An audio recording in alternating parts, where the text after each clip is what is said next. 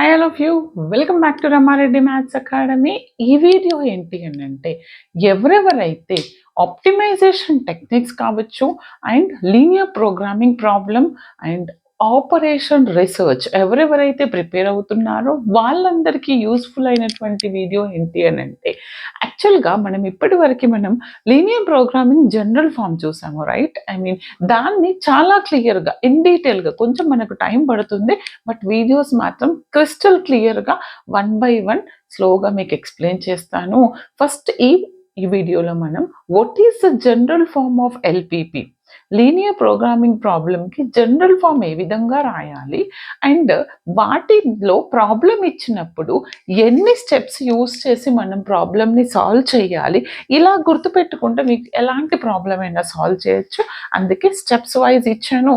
ఇందులో దీంతో పాటు ఒక ప్రాబ్లం తీసుకొని ఈ స్టెప్స్కి నేను రిలేట్ చేసి మీకు ఎక్స్ప్లెయిన్ చేస్తాను. వీడియోని చివరి వరకు చూడండి, లైక్ అనేది కంపల్సరీ ఇవ్వండి. ఇలాంటి మోర్ వీడియోస్కి మన ఛానల్ని సబ్స్క్రైబ్ చేసుకోండి. బట్ ప్రతి ఒక్కరికి షేర్ చేయండి బేటా. మీ కమెంట్స్ని బట్టి నేను మీకు more and more videos post చేయడం జరుగుతుంది. ఓకే, ఇక్కడ first general linear programming problem అంటే ఏంటిది అని అంటే మనం చూసాము standard form. General form is nothing but ఎలా ఉంటుందంటే general linear programming problem form అనేది ఐదర్ మినిమైజేషన్ ఆర్ maximization. ఎలా ఉంటుంది? z is equal to a1 x1 a2 x2 so on cn xn ఫామ్లో ఉంటే and it's a K constraints. ఇప్పుడు ఒక maximum value తీసుకున్నాం, z is equal to 3x1 plus 4x2. దానికి constraints ఉంటాయి, right? Those constraints are what? It satisfies what? A11 x1 a21 a12 x2 so on a1 and xn. Either it may be is equal to or it may be less than or it may be greater than or equal to with some value, that is b1. Then the next one is a21 x1 a22 x2 so on a2n xn. ఏంటిది?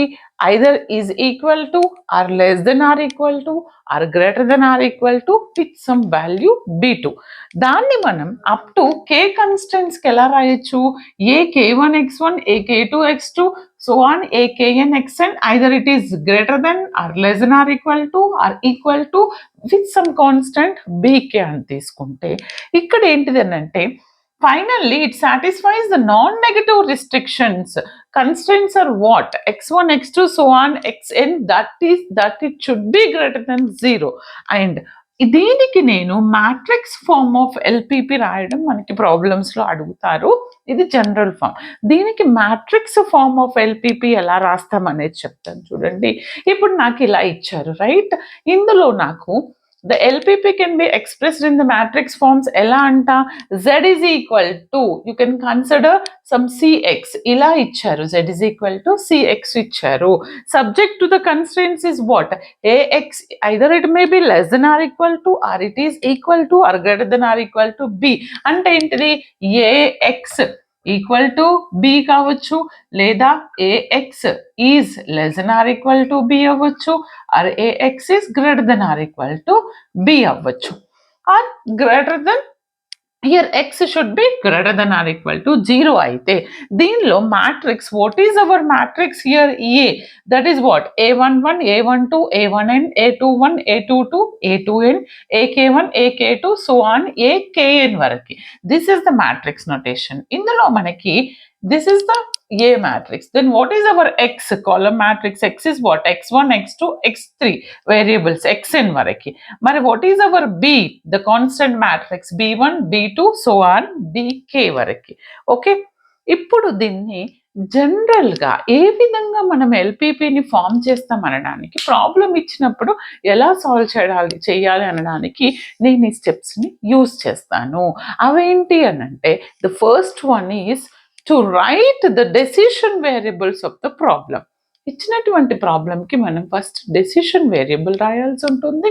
దాని తర్వాత to formulate the objective function to be optimized and means maximize or minimize as a linear function of the decision variable. అంటే మనకు ఒక value ఇస్తారు, z is equal to 3x plus 4y. Okay, దాన్ని form చేయాల్సి ఉంటుంది first. With the decision variable.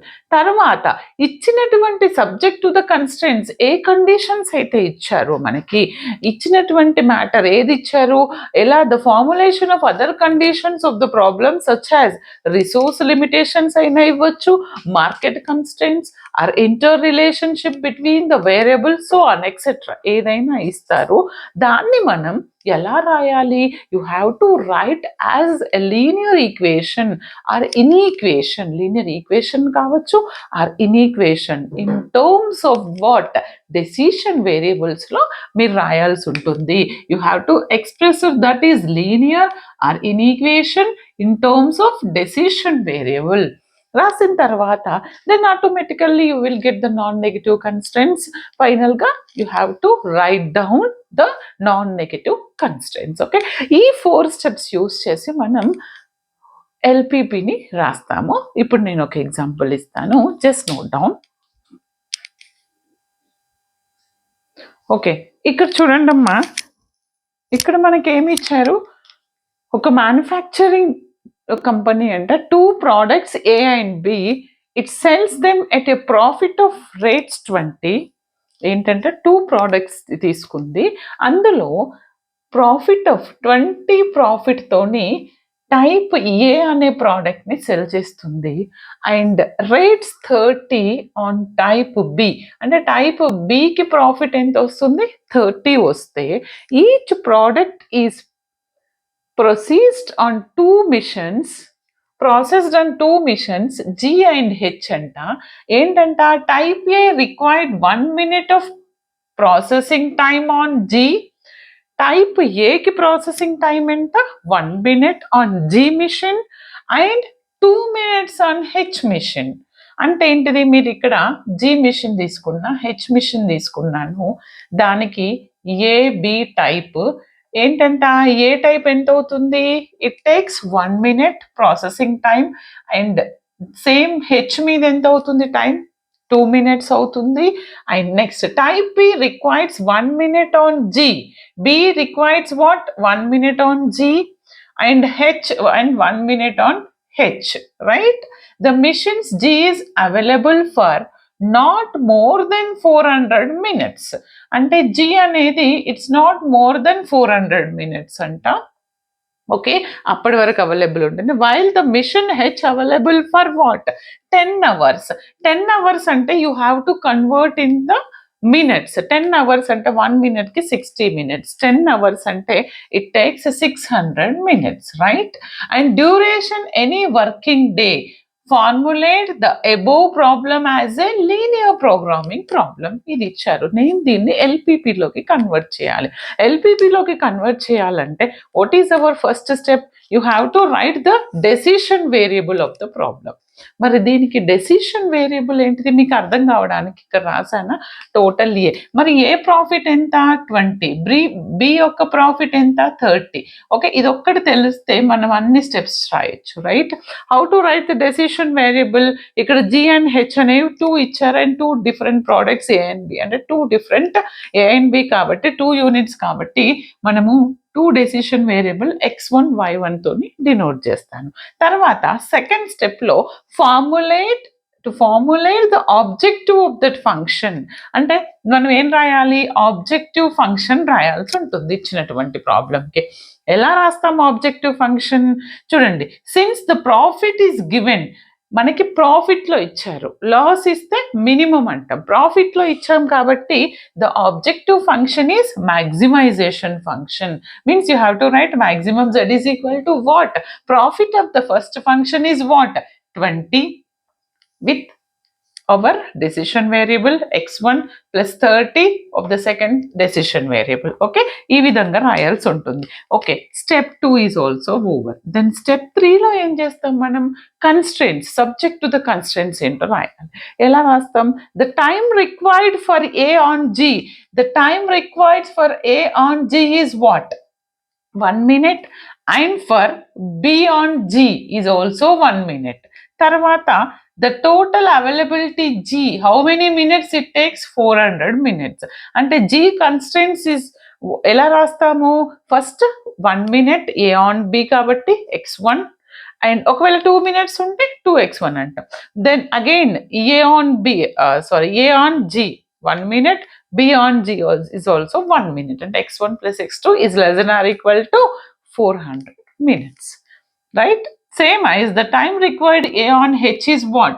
2 minutes ఇచ్చారు and b on h is 1 minute, అంటే 2x1 plus x2. How many minutes ఎక్కడి వరకు అవైలబుల్ ఉంటుంది? 10 అవర్స్ అంటే 600 minutes. ఓకే, నాకు సబ్జెక్ట్ టు ద కన్స్టెంట్స్ ఇవి రెండు వచ్చినాయి. Here x1 x2 greater than or equal to 0. Then ఫైనల్గా నేను ఎల్పిపిని ఎలా రాస్తానంటే using step 4. What is our step 4? To write down the non negative constants. అంటే non negative constants x1 x2 greater than or equal to 0. therefore the LPP, maximization of LPP, that is equal to 20x1 30x2. These are the constants. Okay, this is the final LPP, general form of the LPP. Form చేశాను ఎల్పిపిని, formulation of LPP. ఇప్పుడు అర్థమైంది కదా problem ఇచ్చినప్పుడు ఎలా solve చేయాలో. ఇది మీ సిలబస్లో ఉందా నాకు కమెంట్ చేయండి. దీని మీద ఇంకా మీకు మోర్ అండ్ మోర్ ప్రాబ్లమ్స్ కావాలన్నా కమెంట్ చేయండి. All the very best. Thanks for watching.